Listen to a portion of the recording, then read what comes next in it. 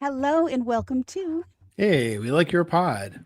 And we're going to tell you why. Hi, it's Dawn here, and I'm joined as always by my trusted partner, Matt Pickett. How you doing, Matt? So great to see you always. Yeah, I'm good. I'm good. Good to see you too, Don, as always as well. I'm good.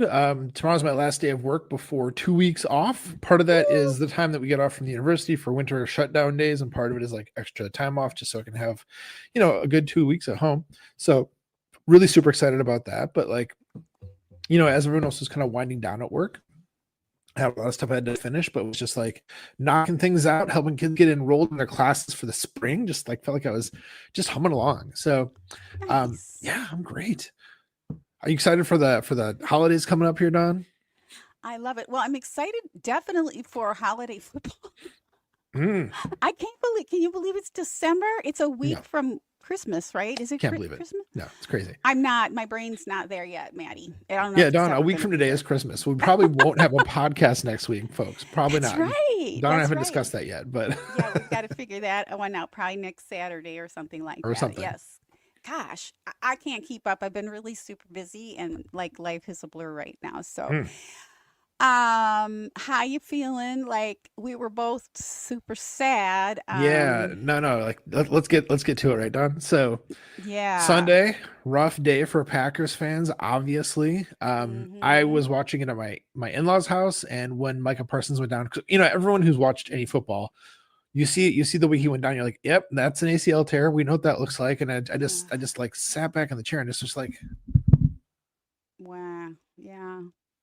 like just saying like, why, no, Mm-hmm. Mm-hmm. why?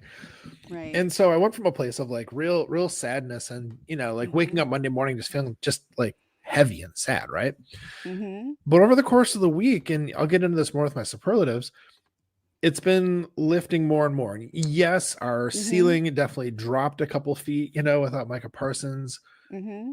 But turns out that probably Christian Watson's going to play.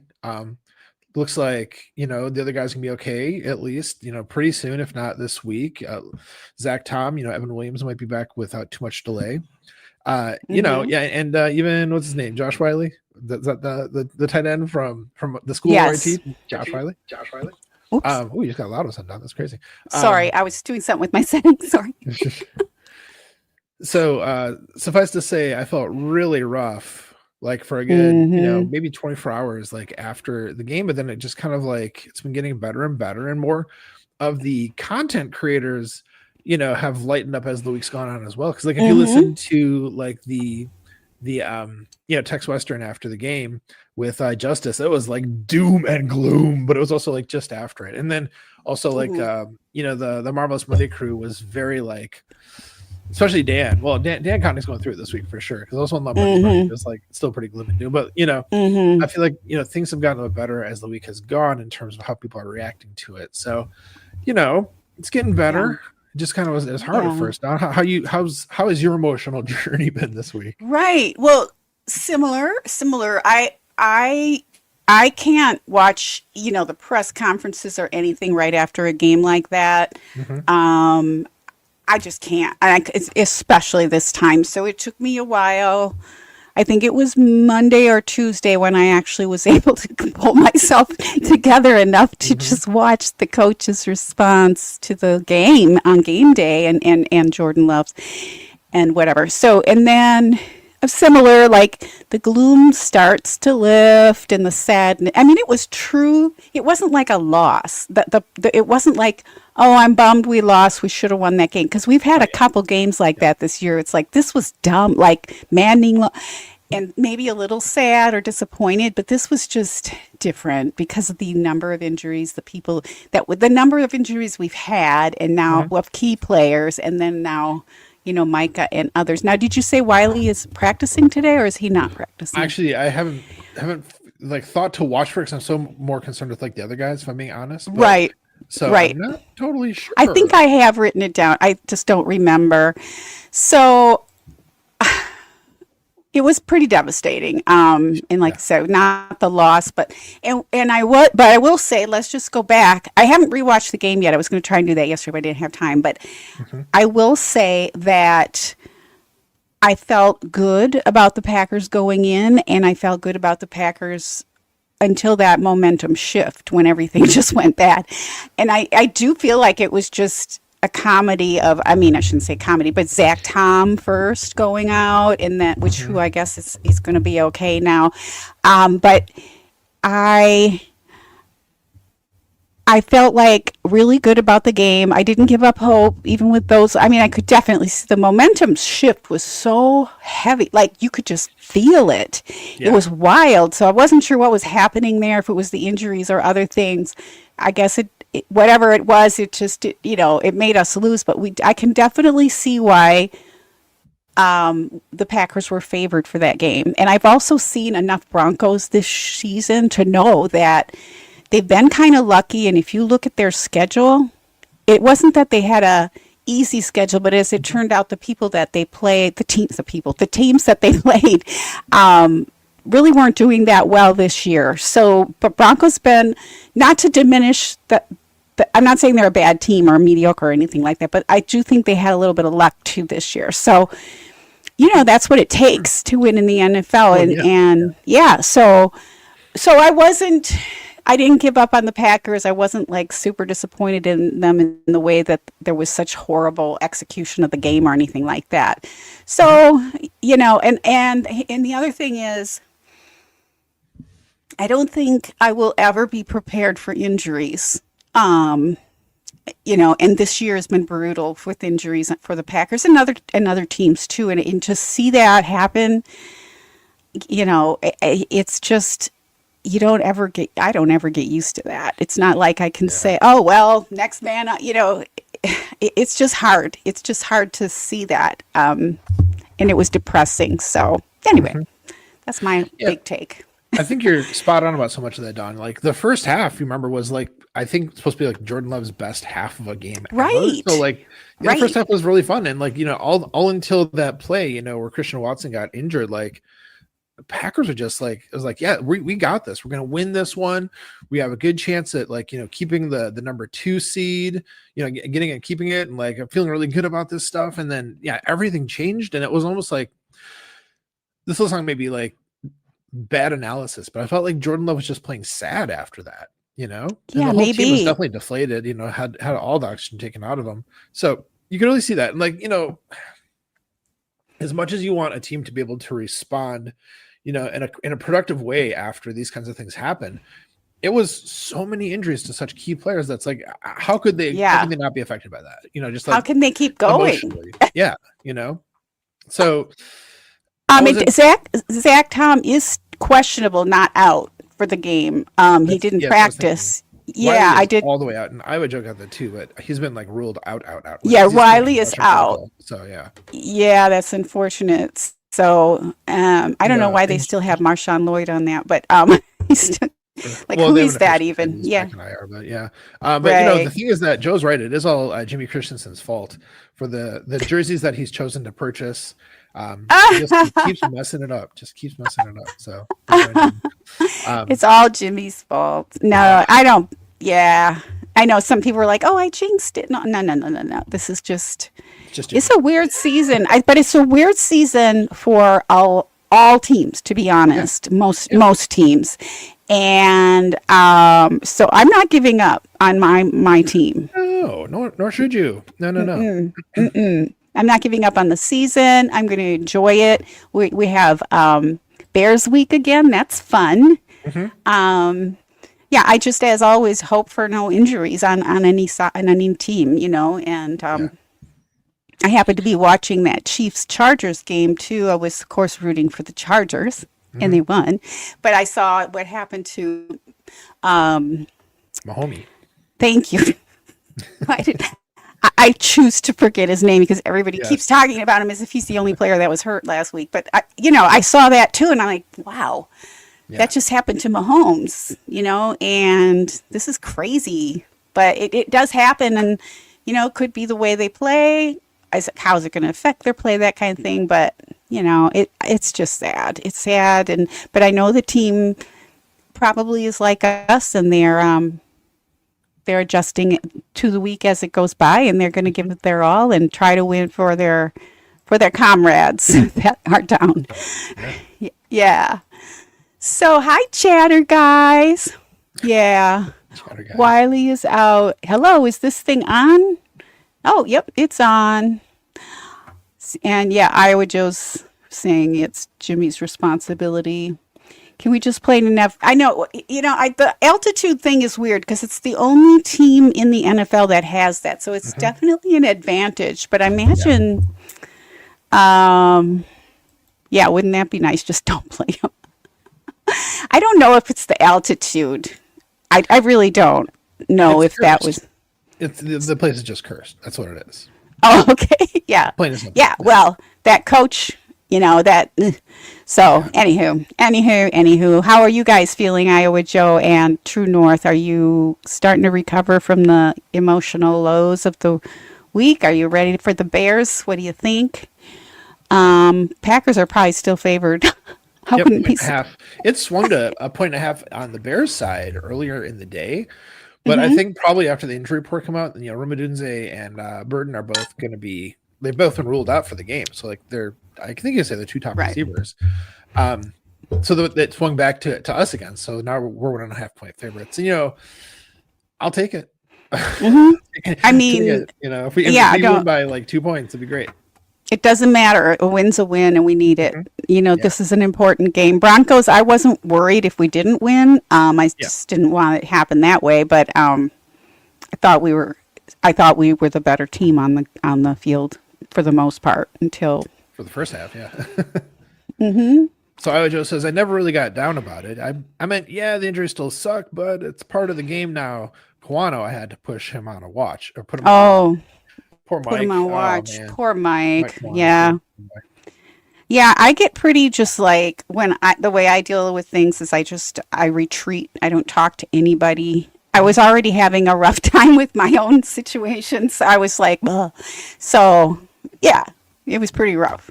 But here we go. It's December football. I can't even believe it. So let's get to, I almost blew it.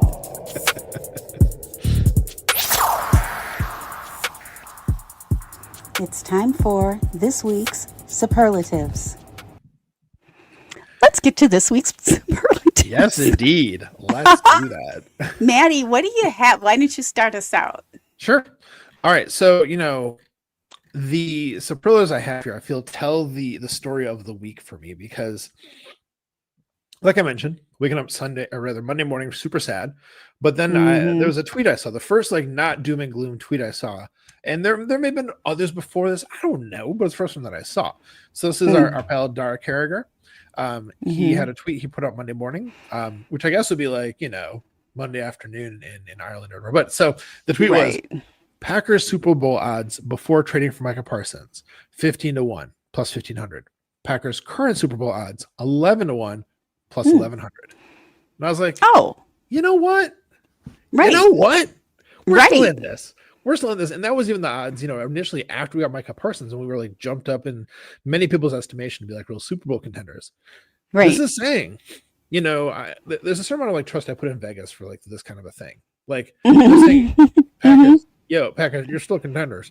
And like I said, there's a lower ceiling, but Dawn, I still think we're right in there. I really do. And so that was the first glimmer of hope, the sliver of sunlight that hit my cold, dark heart. And so Dara, I will always appreciate you for that and for many other things, of course, That's fantastic. I like that. That was huge for me. That was a huge little moment. So right. Yeah, exactly. Well, my first superlative is called the biggest squee. It goes to Pack-A-Day Podcast, our Andy Herman, who received a special honor as part of their Spotify Wrapped, which means wrapped up for the 2025 year.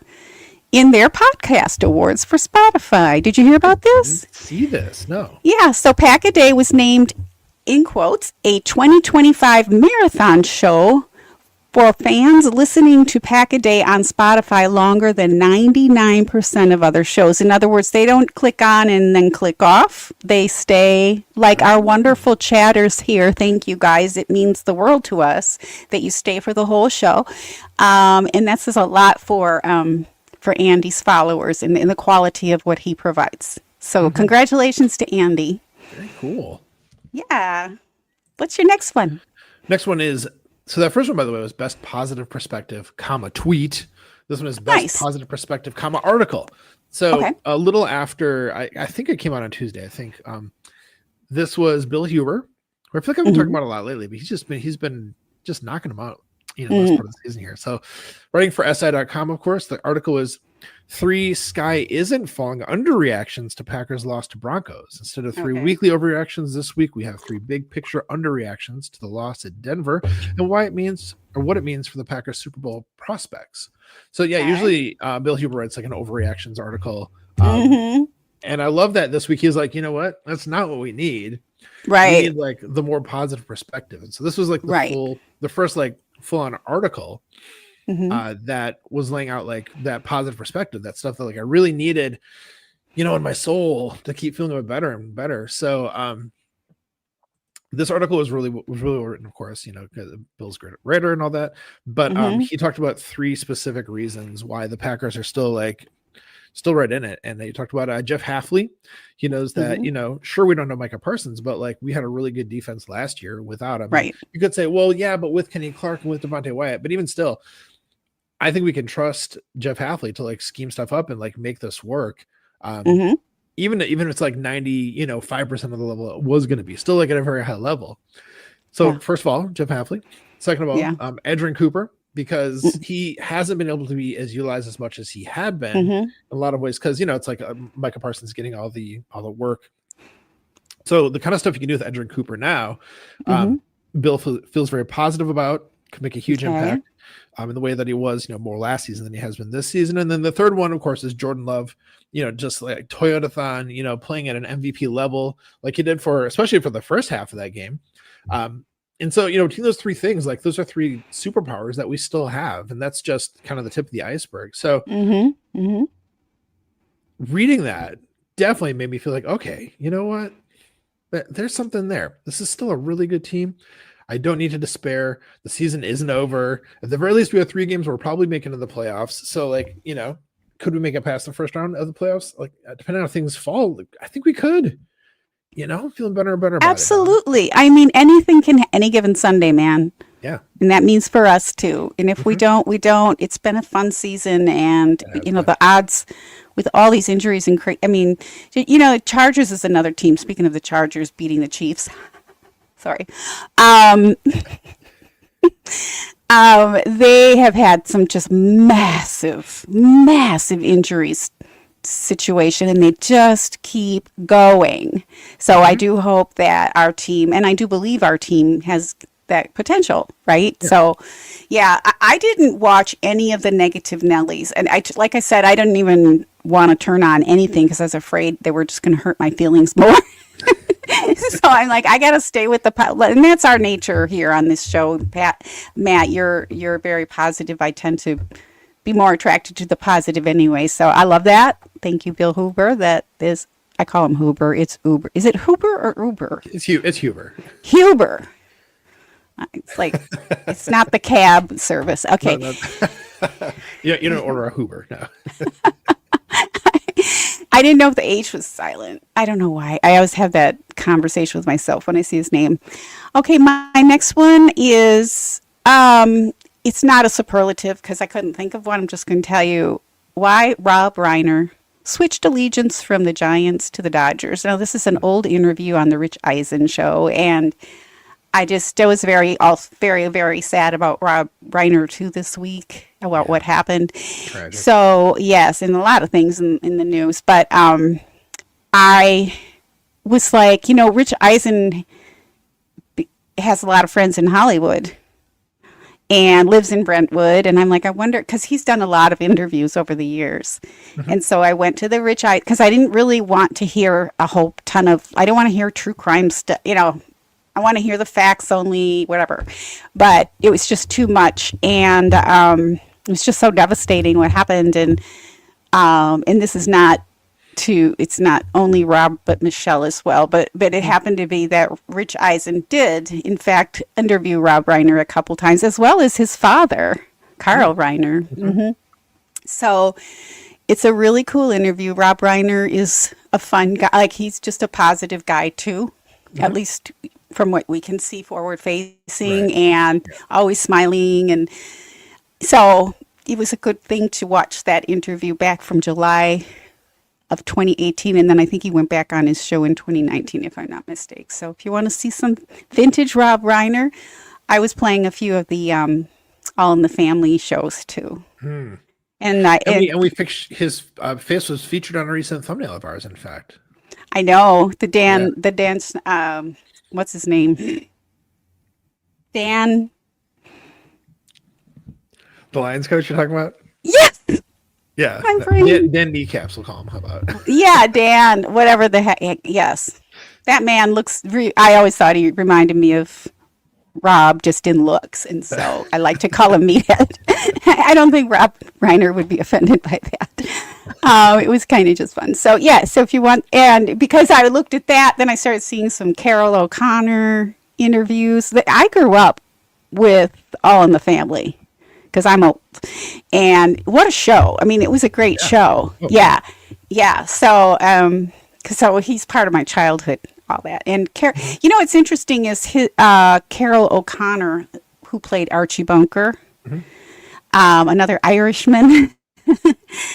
Two Irish coaches, by the way, tonight vying with one another. I did that part on Irish Yeah. Oh, yeah. coaching, Irish American coaching. Anyway, Carol O'Connor's a really neat guy. My dad loved him, and he did an interview that came up.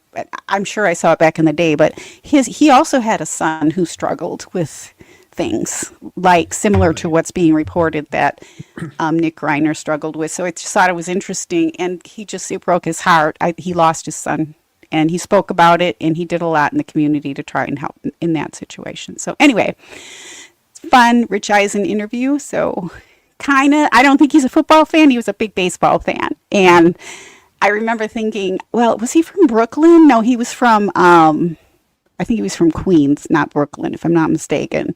So he was a Giants fan, or what's the other team? Not the Yankees. He was a Giants fan, not a Brooklyn Dodgers fan. So I was like, is he a Dodgers fan? Because a lot of times you'll see a lot of the LA folk rooting for the Dodgers, but he did eventually become a Dodgers fan too. So it was kind of fun interview. Nice. Yeah. I mean, yeah, such a positive energy, such Totally. a humanitarian, always love when he shows up in TV shows or movies, he'll be missed. It's tragic. It's terrible. It's horrible. It's hard not to think of what happened, of course, but his family did ask that we remember his positive contributions. So I think that's which there are a many. good reminder. Yeah, many. What do you have next, Maddie? Yeah, my third and final superlative is best analysis. So this is a fun one. Jacob Westendorf, also writes for SI.com. So I actually have two from the same source here tonight. Kind of coincidentally. Okay. And so this, normally it's like a breakdown of like different parts of the team, how it's going to go, how the matchup is looking. But this was fun this week because he took advantage of the fact that we just played the Bears, So in talking about like our passing offense versus their passing defense, their passing offense versus our passing defense, our running versus their blah, blah, blah, blah, right? All the different sides of it, and also special teams. What he did is he looked at like in week 14, who seemed to have the advantage going into it and who actually like kind of won that part of it. Like for instance, the Packers passing attack versus the Bears passing defense clearly like won, did much better than their defense did, like by a lot. So you talked about like who looked to win it on paper at a time, who actually won it. Then talking about, now that we have injuries on both sides, what's that going to look like for this week? And then a prediction about which side will win it for each of those different like subcategories. So I like that he's like pulling in recent stuff, talking about what it looked like, what it was, talking about what's happened since then and how that's going to affect the outcome on that like phase or that facet of the game. Just really interesting way to look at it. Really good analysis. And of course, Jacob's an excellent writer. So it's like really, really good to read. And then also a bonus shout out to Jacob because he subbed in for Jimmy. Speaking of Jimmy, on Lombardi's Bar this week and was awesome. So kind of a shout out and a double sort of extra shout out for Jacob this week. Well, that's great. I subscribe to his, is it a newsletter? Is he Substack? He occasionally writes. It's not like every week necessarily. And he had an article that came into my inbox this week about, I guess I forgot this about him, but he's a big time Michigan Wolverines fan. And so he spoke a little bit in his article about what happened with Sharon Moore, the coach, which was also very devastating. And also Rich Eisen was a big Wolverines fan too. I don't know if he talks about that. Yeah. So it came up a little bit, and I wrote back to him because I felt bad for him. It was it's pretty devastating if you're a fan of a team for something like that to happen. You lose your coach. I guess it wasn't a good, I don't follow college football at all, but I guess his performance as a coach wasn't the greatest anyway. But I just wanted to put something on the record since this is my true crime football overlap kind of appearance here.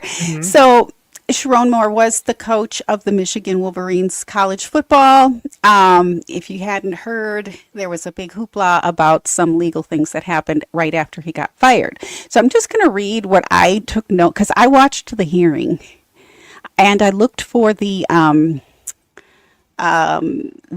affidavit, the probable cause affidavit, which I couldn't find, but basically, which is common, they waived the formal reading of the charges. A lot of times they'll do that because they don't want to hear it twice. They know what it is, they know how to read, and they don't want the public to have to hear the whole thing, and it's embarrassing. But they're pretty low level. Okay, so it's third degree felony home invasion, which I questioned. 2 misdemeanors, which are stalking, which I also question. You'll hear why. And entering without permission is what really happened. But I'll tell you why. So he had a $25,000 bond.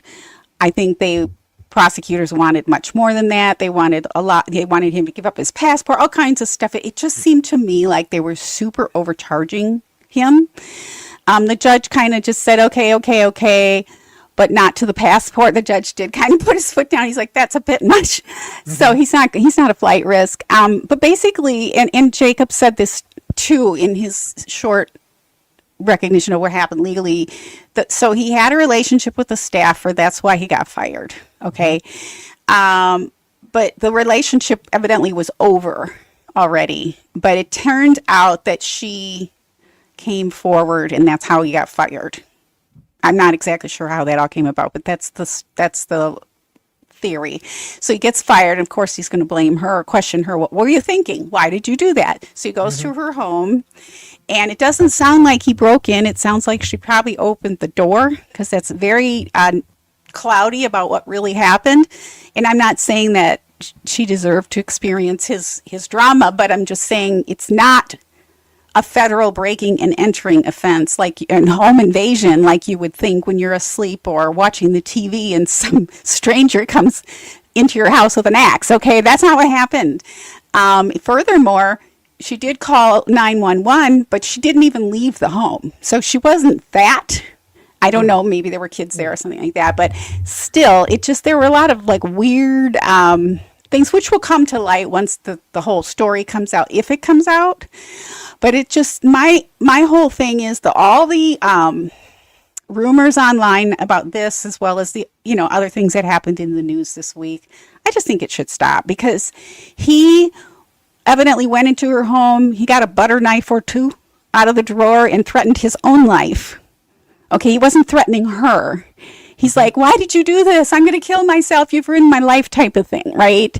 Yeah. And so it's not like she was attacked or she was in fear of her life. She's just like, is he going to bleed all over my kitchen or whatever?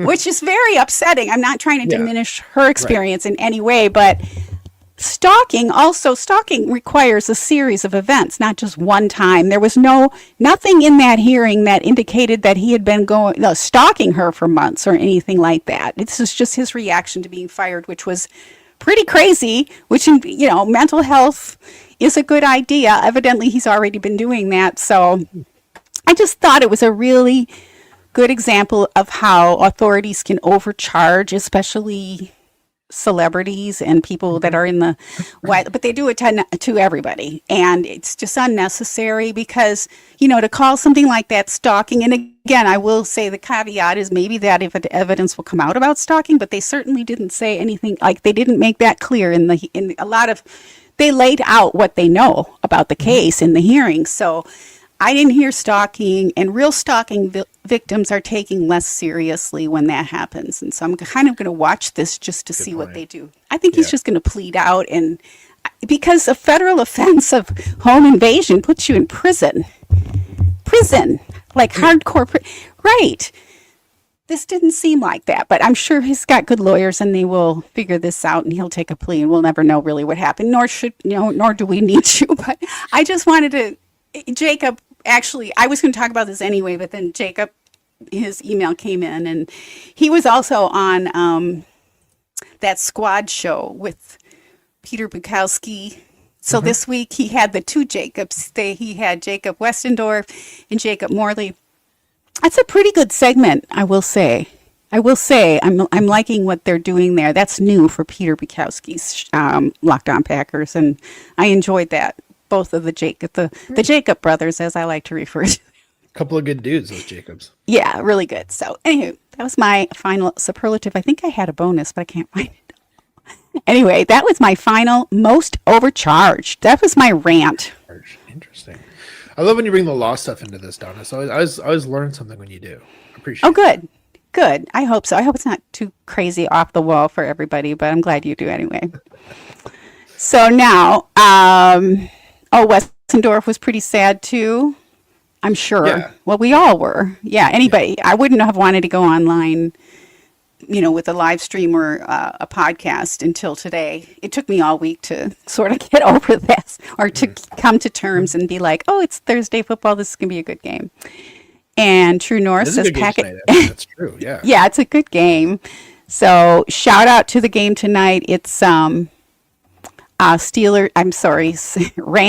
Seahawks. And by the way, that's my bonus. I got to tell you, I am loving those Seahawks helmets. I know. They're like iridescent. They're so cool looking. Especially in a nighttime game. I was going to say something about that too, actually. It's funny that you brought that up. Yeah, those look awesome. Yeah, that's our bonus superlatives, everyone. That's what you were waiting here. But they're really nice, and I love them. I've watched a little bit of Seahawks this year, but it's all daytime games, so I think the night's really capturing the lights and the iridescent. It's like goes from green to blue, and these were my grandmother's favorite colors too. I know she liked sparkly things. So even though they're not sparkly, they're iridescent. It's low key, but it's just really cool how they just change colors as the players move. So I do approve of their uniforms tonight. I don't know if they've been wearing them all year or what, but I don't think pretty fun.